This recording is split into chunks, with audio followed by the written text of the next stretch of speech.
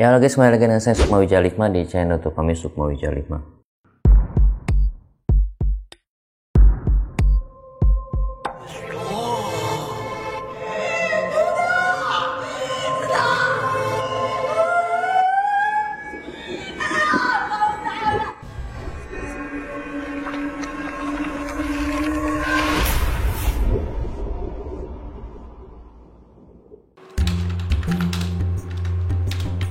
Ki, jadi Jumatan gak Ki? Ya, jadilah, ayolah. Ayo Ki. Ayo Ki. Ntar ya. Itu apaan Ki? Kok wanginya enak banget sih? Ini minyak kasturi. Oh. Ini minyak Arab ibadah. Nah, minyak kasturi ini minyak yang paling disukai Rasulullah dari hadis riwayat Muslim. Nah, ini minyak ini juga non alkohol dan insya Allah halal dan juga kualitasnya bagus nih. Nah, Saya minta dong Ki. beli dong, nih belinya di sini nih. Mana tuh, Ki? Nih ya. Nih ada di Bukalapak, di Shopee ya, di Tokopedia nih. Ketik aja minyak Arab ibadah nih, tuh banyak tuh Banyak pilihannya. juga ya Ki ya. Iya. Baik, pada video kali ini kita akan kembali membahas mengenai salah satu kitab yang menjadi referensi kita, yakni adalah misteri Dunia Hantu Orang Jawa ya, yang dikarang sama Suwardi Endra Swara. Kali ini kita tidak akan membahas mengenai hantu, tetapi mengenai ilham orang Jawa atau mimpi. Ya juga ujung-ujungnya tetap berkaitan dengan hantu-hantu juga, cuman bukan ciri-ciri hantu gitu. Tapi ini kita lebih mengarah kepada kita akan bahas mengenai bentuk-bentuk mimpi dalam tradisi Jawa gitu.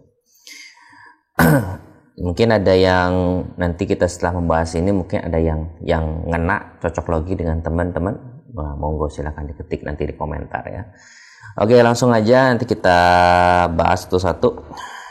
Di pendahuluannya itu katanya bahwanya sebagian orang kadang-kadang masih ragu terhadap mimpi, dan orang Jawa sering menyatakan mimpi pada waktu-waktu yang kurang bermakna dipandang sekedar kembangnya wong turu.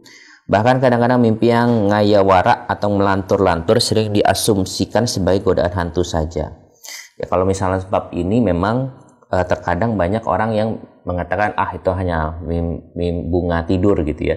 Itu banyak gitu. Saya pun juga kadang-kadang ini hanya bunga tidur, tapi kadang-kadang jadi mimpi itu kalau dalam ilmu hikmat terbagi 3. Yang pertama bunga tidur, yang kedua itu memang ada isyarah atau petunjuk gitu ya.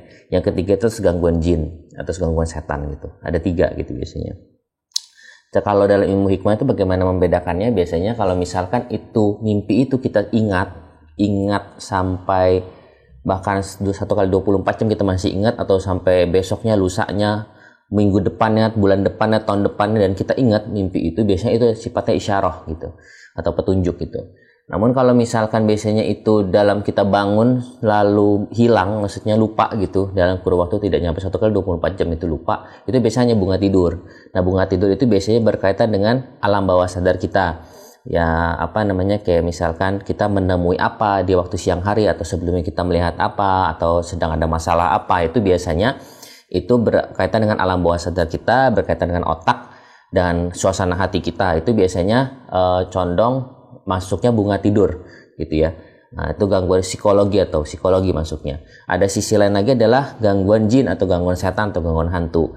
Nah, dikatakan bahwasanya di kitab Wiqayatul Insan wal Jinni itu dikatakan bahwasanya jikalau kita bermimpi dengan mengenai salah satu jin atau salah satu hantu gitu ya, yang misalkan contoh kita mimpi sama kuntilanak, atau kita mimpi ada sosok orang raksasa besar. Nah, itu biasanya kita diganggu dengan jin yang bersangkutan gitu, jin yang bersangkutan. Nah, kalau itu dalam pemahaman dan ilmu hikmah itu seperti itu, ada 3.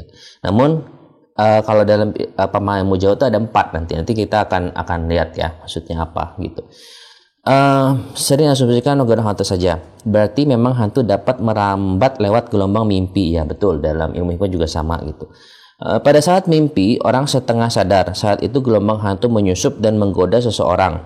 Bayangkan sering terjadi orang tidur di rumah, ada yang dipindah ke dekat kuburan atau oleh hantu nakal. Sayangnya mimpi adalah pengalaman yang subjektif dan semi faktual atau sulit diulang. Ya, ini sama sih, secara general ini sama. Lalu ada juga dikatakan di kutipan Bode Fred dalam kitabnya Fred 1856 sampai 1939 memang pernah memberi perhatian besar pada mimpi. Namun pada saat ini pola-pola dasar dan simbol-simbol mimpi juga belum ada keajegan. Apa tuh keajegan? Nggak tahu Titik terang kali maksudnya ya. Para psikologi yang gemar studi tentang kebatinan atau alam bawah sadar belum menemukan rumus yang tepat tentang mimpi, maka tak perlu heran kalau ada yang berpendapat mimpi itu sebuah kekosongan jiwa. Oh, berarti harus belajar ilmu hikmah berarti.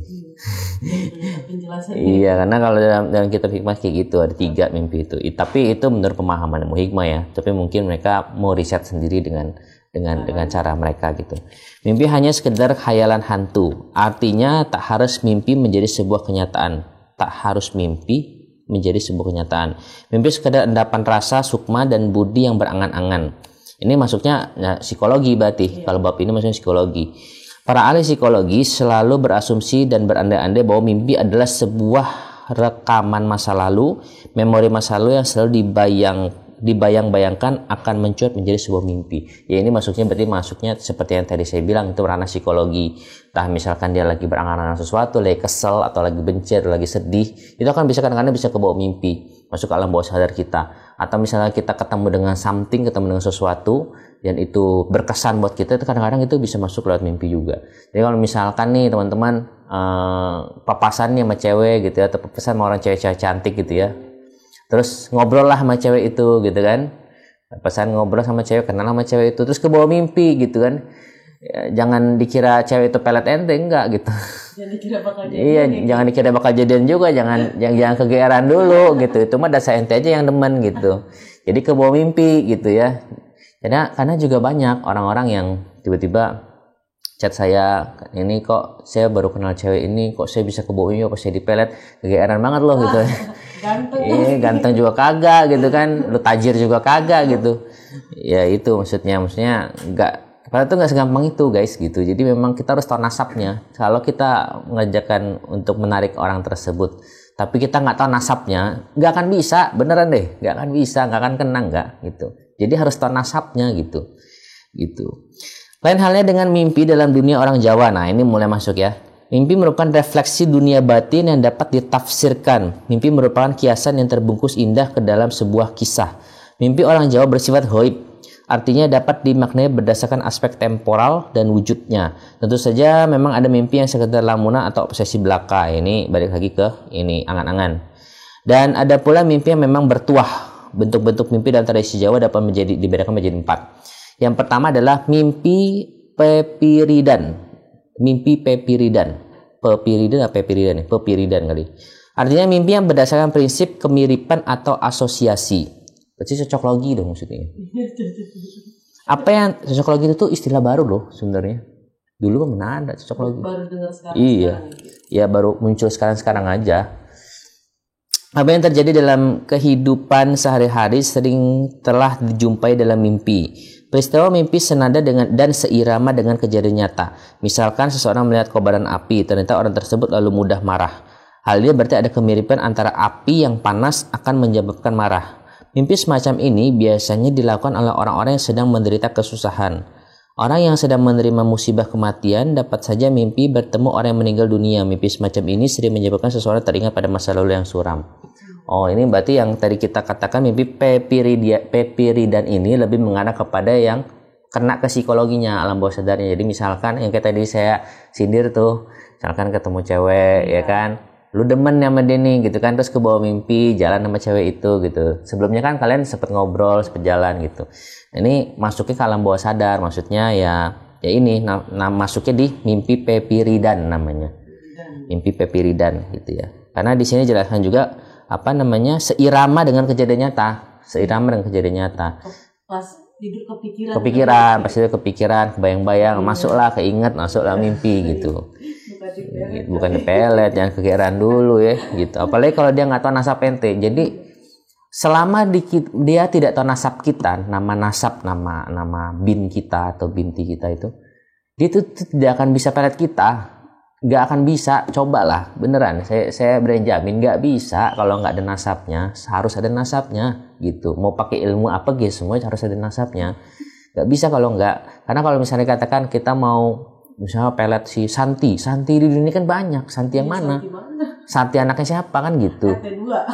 Santi RT2, RT5, Santi Depok, Santi Bekasi kan banyak gitu. Ya kan? Nah, kadang-kadang kayak gitu. Dan juga kalau misalkan kan bisa pakai foto, banyak orang kemiripan gitu. Bener gak? Bener.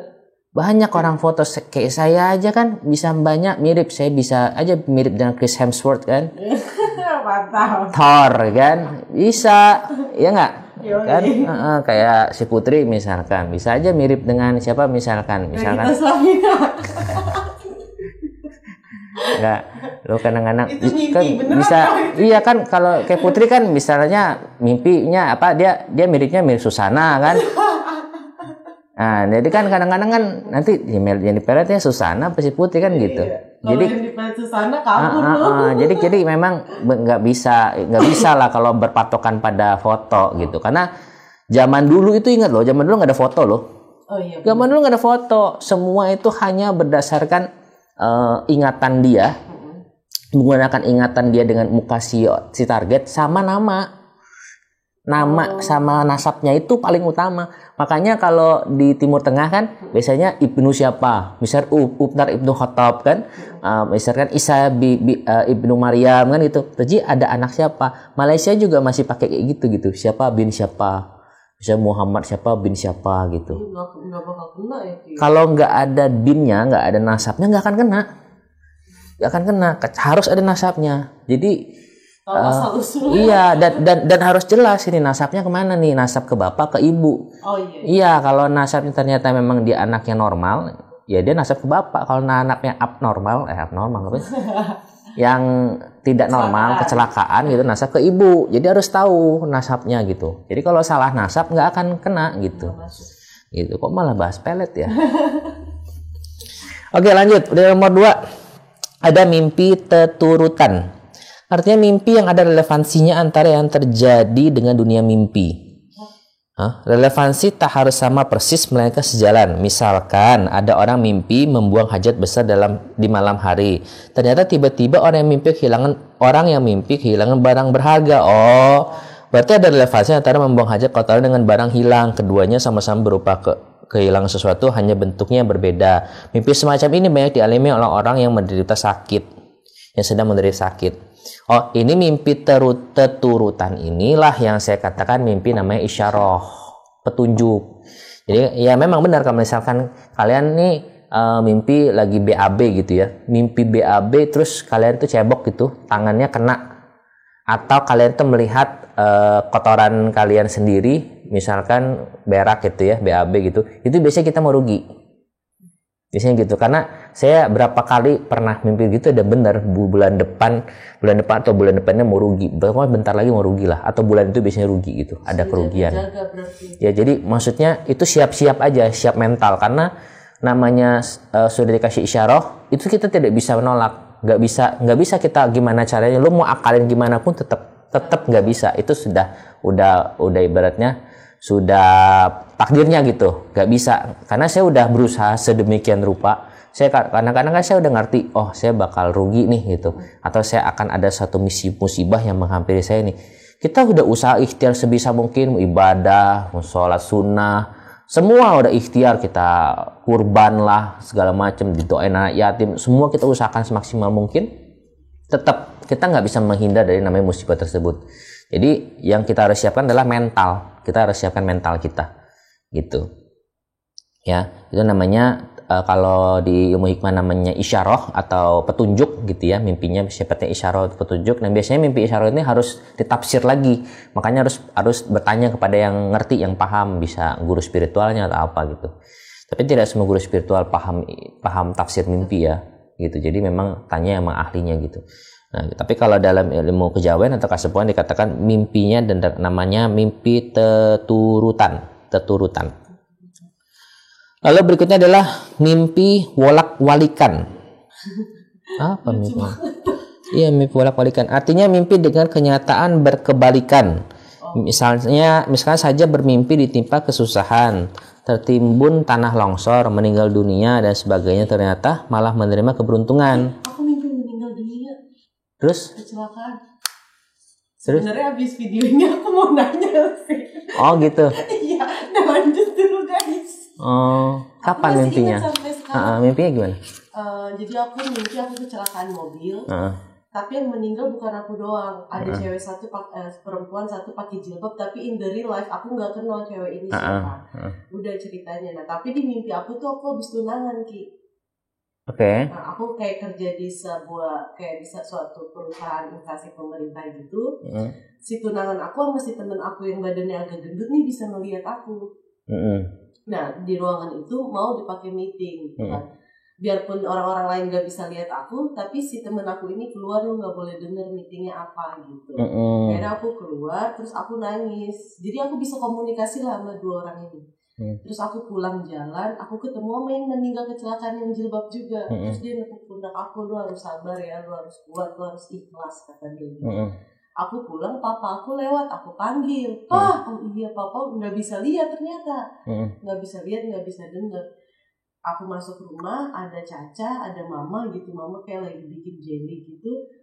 Terus dalam keluarga aku yang bisa komunikasi sama aku cuma Mama. Terus aku kayak nangis-nangis. Uti nggak mau meninggal. Uti kan lagi mau nikah, lagi persiapan mau nikah. Uti habis tunangan gitu. Gue pernah, tapi tidak dalam proses pernikahan ya. Enggak, tidak. Iya, jadi dan tidak ada proses tunangannya juga. Kayaknya udah lewat. Pokoknya intinya aku udah tunangan aja gitu. Itu Ane tuh pernah baca, cuman Ane lupa dan mau cek lagi ya, karena beda antara ente lagi di proses pernikahannya menggunakan baju pengantin sama di luar itu tapi sudah merasa tunangan. Itu artinya beda. Ane lupa gitu. Terus sama beda juga antara ente menghadir dan makan pada waktu di acara pernikahan atau acara tunangan atau acara lah sifatnya pesta. Ente hadir dan ente makan, sama ente hadir dan tidak makan, itu artinya beda, berkebalikan. Ane pernah baca di tafsir mimpi. Iya, jadi tipis. Jadi isyarahnya itu petunjuknya tipis tapi artinya jauh gitu. Ane lupa ingat. Mimpi itu 3 malam berturut-turut tapi 3-3-nya aku ingat sampai sekarang. Yang duanya lagi? Yang satunya lagi aku mimpi di sini, tidur di atas. Aku pakai baju putih, semua serba putih, ada di acara tapi acaranya semua serba putih. Terus aku kebangun. Aku Google katanya mau dapat kebahagiaan atau goals hidup mau tercapai. Nah udah terus tidur di sini lagi kan. Terus aku tidur, aku mimpi lagi aku ada di ruangan besar banget. Ada keluarga aku, ada sama satu teman aku si Panji namanya. Nah, aku kayak punya hewan peliharaan, tapi peliharaan ini kayak bawa sial banget buat aku. Oke. Nah, itu ruangan gede banget, di atas itu ada lubang kotak bentuknya. Terus kayak keluarga aku, terus kayak si Panji ini nyuruh, ayo lepasin buruan gitu. Nah, pas aku lepasin itu hewan kayak petir gitu, kayak gitu, cepat banget ke atas. Terus kita semua, alhamdulillah, hore, tepuk tangan gitu. Besoknya mimpi kecelakaan itu. Oh iya, berarti ada sangkut paut tuh dengan yang itu tuh. Dari dua itu. Kalau feeling aneh, atau mungkin ada yang di badan ente yang harus ente lepasin, atau ada something barang yang ente punya yang harus ditinggalkan, atau mungkin ada entah harta atau apa gitu yang harus ente tinggalkan. Itu nggak bagus buat ente. Atau mungkin juga bisa temannya bisa teman gaib atau teman nyata, karena ente ini teman gaibnya banyak loh. Tapi katanya beli baju putih itu mau dapat ya Allahu alam lah ya, kita ya kita kan namanya referensi aja, jadi kan itu referensi tapi tidak perlu diyakini 100%. Kita tetap normal aja, kita kegiatan seperti biasa gitu. Jangan dipikirin, udah anggap aja yang lalu. Tapi kalau misalkan memang kejadian, oh ternyata benar. Jadi kalau cara tafsir mimpi, kalau cara saya ya gitu ya, biasanya mimpi itu kan polanya sebenarnya gitu-gitu aja. Sebenarnya polanya itu sebenarnya gitu-gitu, cuman kasus dalam mimpi itu beda-beda. Iya. Jenis, contoh misalkan jenisnya itu sama. Contoh misalkan ular nih. Contoh kita dipatok ular. Nah, mau dia ular kobra, mau king kobra, mau ular kecil, ular gede, penting patoknya itu. Jadi mungkin objeknya berbeda tetapi jalur ceritanya sama. Nah, itu kalau misalnya kita sudah ternyata artinya begini. Next kalau misalkan pola itu datang lagi, kita udah tahu. oh ini artinya begini gitu. Sebenarnya petunjuknya cuma itu aja. Iya, jadi kalau orang-orang yang ahli tafsir mimpi gitu, itu tuh karena mereka hafal sebenarnya pengalaman dari pasien-pasien mereka, dan pola itu yang paling banyak keluar. Padahal tuh pola itu paling banyak dia kan ingat gitu, tapi kalau pola itu jarang dia juga pasti akan lupa. Ini juga kayak ente tadi yang rasa pernah yang mati itu ya, Mbak ya, yang pecah gitu kan. Itu kan jarang, pola itu jarang keluar. Makanya nanti harus cek lagi di kitabnya, kitab tafsir mimpi, cek lagi itu apa tuh. Gitu, artinya gitu. Jadi karena itu harus tahu polanya. Jadi jalur cerita itu tuh bagaimana. Kalau gitu. Di Google ini kan Mbah Google ya. Iya, Mbah Google. Yang pakai baju putih, terus aku ngelepas hewan kayak yang bawa berat beban aku, sama mimpi kecelakaan itu berkesinambungan semua. Yang putih itu kan katanya mau dapat achievement, goals. Okay. Terus yang yang ngelepasin itu kayak aku dipaksa ngelepasin dibuang masa lalu aku yang something yang lo nggak bagus. Yang ketiga itu katanya aku baca di tafsir mimpi menurut Islam, kalau kata Google mimpi kecelakaan terus melihat diri kita meninggal itu mau dapat kesenangan atau pujian. Oh, mudah-mudahan lah ya, Allahu alam ya. Ya, mudah-mudahan lah. Cuma nanti tetap aneh cek lagi ya di kitab ya, karena kalau ngomong tentang kitab tafsir mimpi itu bukan satu kitab Put kalau dari Ilmu Hikmah. Jadi kadang-kadang nih saya punya satu kitab nih, kitab A misalkan, itu ada bab tafsir mimpi. Saya punya kitab B ada bab lagi tafsir mimpi. Jadi dan itu beda-beda. Kayak puzzle dong. Iya. Jadi jangan berpikir semua punya kitab tafsir mimpi satu buku gede semua tafsir mimpi. Enggak kayak gitu sistemnya. Jadi misalkan saya punya 100 kitab. Di 100 kitab itu ada tafsir mimpinya, tapi enggak 100 semuanya sih. Kadang-kadang ada 70 bab 70 kitab yang ada tafsirnya, 30 enggak ada tafsir mimpi. Jadi dia enggak semua itu tafsir mimpi itu hanya subbab kecil dalam sebuah kitab. Dan biasanya saya temuin antara kitab A dan kitab B, B dengan C, C dengan D itu tuh tafsirnya tuh jalur ceritanya itu tuh beda-beda, enggak ada yang sama. Berarti harus diulik satu-satu, buka satu-satu. Lo kemana nih masuknya gitu. Jadi harus telaten, biasanya kayak gitu memang. Oke, lanjut. Orang yang mimpi menemukan uang banyak ternyata malah kehilangan uang. Mimpi semacam ini banyak dialami oleh orang yang badannya letih. Orang yang habis bepergian jauh atau berjalan jauh biasanya mimpi ya semacam ini. Oke, ini kalau nggak salah sama seperti kalau nggak salah mimpinya ini Ko-RO. Waktu itu dia pernah cerita sama saya, Ko-RO yang lo kenal juga. Lo kan sering pakai sama istrinya. Diperjelas ya. Kalau gue sering sama suaminya. Iya. Dia pernah cerita di podcast beliau, di channel beliau itu, dia pernah mimpi sebelum dia naik jadi artis terkenal. Dia itu tuh ketinggalan pesawat. Habis itu datanglah satu presiden di waktu itu, di masa itu. Dia bilang, udah ayo cepet-cepet naik aja cepet. Udah kamu jangan mikirin saya gitu. Presiden itu ketinggalan. Nah dia naik. Semenjak itu karirnya melejit. Ya itu kan waktu itu kan dia hampir ketinggalan pesawat kan. Tapi malah melejit. Hampir sial. Itu cuman ya Allahu alam lah ya, itu namanya itu balik lagi isyarah sih. Cuman kalau kayak gini-gini juga sebenarnya kalau mimpi walikan ini juga kebalikan. Sebenarnya ada cuman jarang.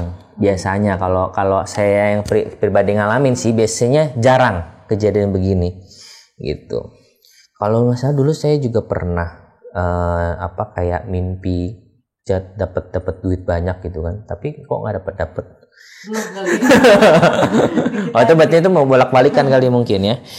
Saya pernah mimpi saya ketemu duit seabrek itu, satu kotak tuh duit seabrek. Tapi saya bawa pulang, tapi kayaknya saya nggak dapat duit gede-gede amat.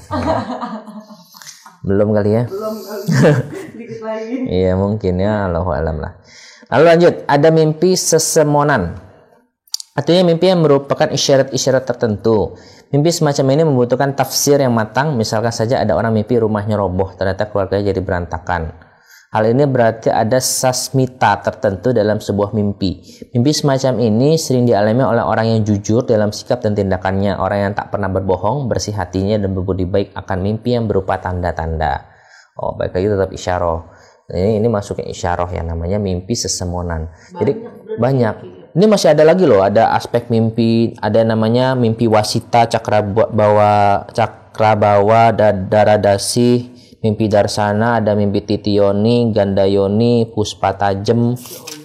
Jadi memang sebenarnya rumah Jawa itu lebih rumit ya daripada lebih rinci gitu. Dan kayak sepertinya kalau jin-jin juga banyak sih sebenarnya. Cuma ini lebih rinci, sama aja sebenarnya. Cuma kalau bab mimpi dia lebih rinci. Atau mungkin aneh yang bacanya kurang dalam ya. Yang bab ilmu hikmah ya. Ya mungkin Allahu alam ya. Jadi ya kayak gitulah, kalau sesemonannya sama seperti isyarah sebenarnya, mirip gitu. Cuman yang membedakan adalah ini orang yang alim lah kalau kita ngomong. Orang-orang yang soleh, orang-orang alim biasanya mimpi-mimpi ini gitu. Nah cuman kalau tafsir mimpi-mimpi yang kayak gini biasanya orang-orang kalau aneh bilang tuh wali-wali biasanya suka mimpi begini nih. Emang dapat petunjuk langsung. Karena saya dulu pernah dengar guru saya tuh, dia kan dulu ada salah satu wali yang kita bisa sebut dia wali lah.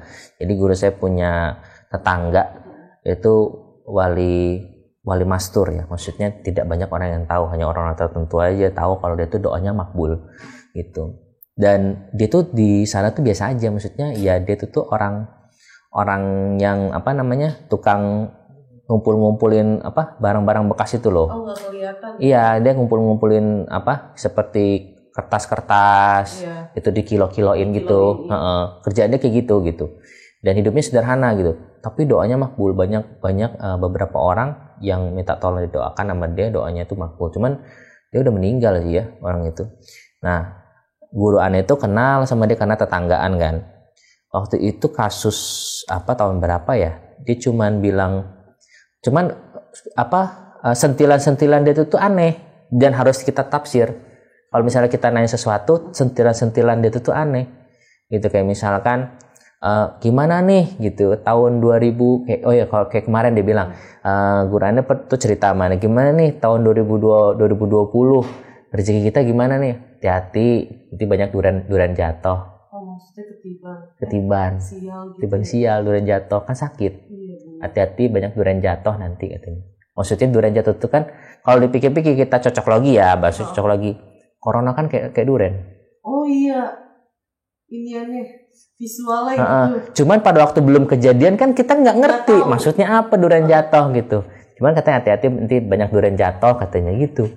Pasnya kita udah lewati baru ngerti, oh maksudnya apa? Karena bersangkut dengan corona ya? Atau bersangkutan dengan apakah karena sifat durian itu tajam? Saat jatuh kan kalau kena badan kita kan sakit gitu kan? Dan bisa kita bisa luka, kita bisa lumpuh, habis sakit kan? Makanya banyak orang sakit gitu loh. Antara dua itu ya? Gitu. Soalnya orangnya udah meninggal sih. Kan udah tua soalnya.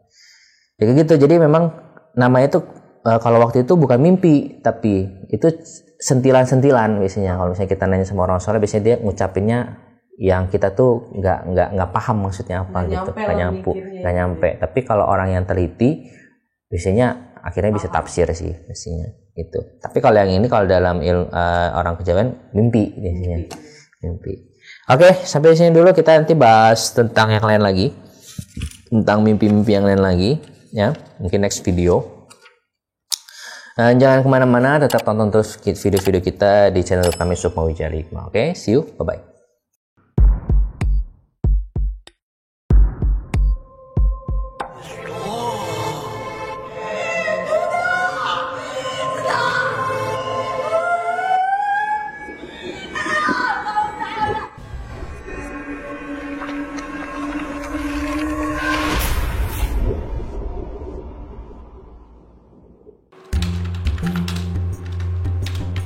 Ki, jadi Jumatan gak Ki?